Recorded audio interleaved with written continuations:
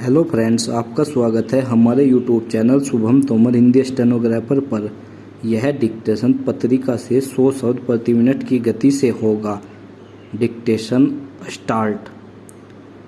उपाध्यक्ष महोदय, मैंने एक संशोधन को सूचना दी थी। उसमें जो विचार निहित है उसको मैं 2 शब्दों में रखना चाहता हूँ।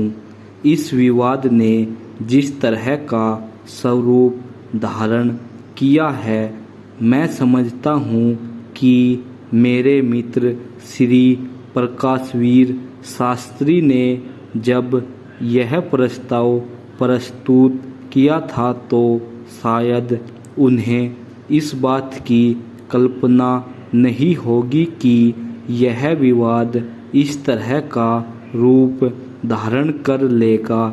जिस भावना से प्रेरित होकर यह प्रस्ताव सदन के सामने उपस्थित किया गया है, उसमें उत्तर और दक्षिण के बीच में कोई नया विवाद खड़ा करने की कल्पना नहीं है। हमारे देश ने 1000 वर्ष के पश्चात फिर से राजनीतिक एकता प्राप्त की है और एकता को बंदमूल करने की आज आवश्यकता है। यह ठीक है कि एकता की यह भावना हमारी एक संस्कृति के आधार पर प्रतिष्ठित है, लेकिन राजनीतिक क्षेत्र में यदि हम एकता को पुष्ट करना चाहते हैं तो हमें ऐसे पग पर उठाने पड़ सकते हैं जो कि आज की दृष्टि से आवश्यक प्रतीत हो।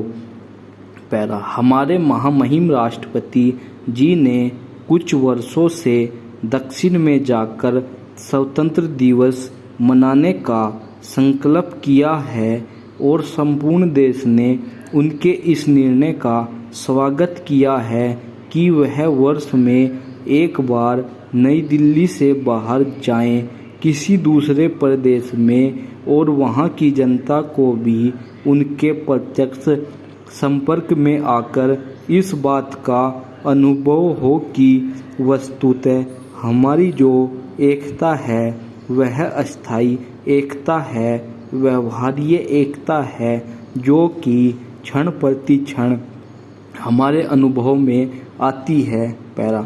मैं समझता हूँ लोकसभा के अधिवेशन को दिल्ली से बाहर रखने के पीछे भी यही भावना है। प्रश्न राजधानी को बदलने का नहीं है, राजधानी तो दिल्ली ही रहेगी। यहीं पर वह किल्ली गाड़ी गई थी जो ढिल्ली हो गई, इसलिए यह दिल्ली हो गई। वह कील तो अभी तक गड़ी है और उसको उखाड़ने का कोई प्रयत्न हो भी नहीं रहा है और करना भी नहीं चाहिए।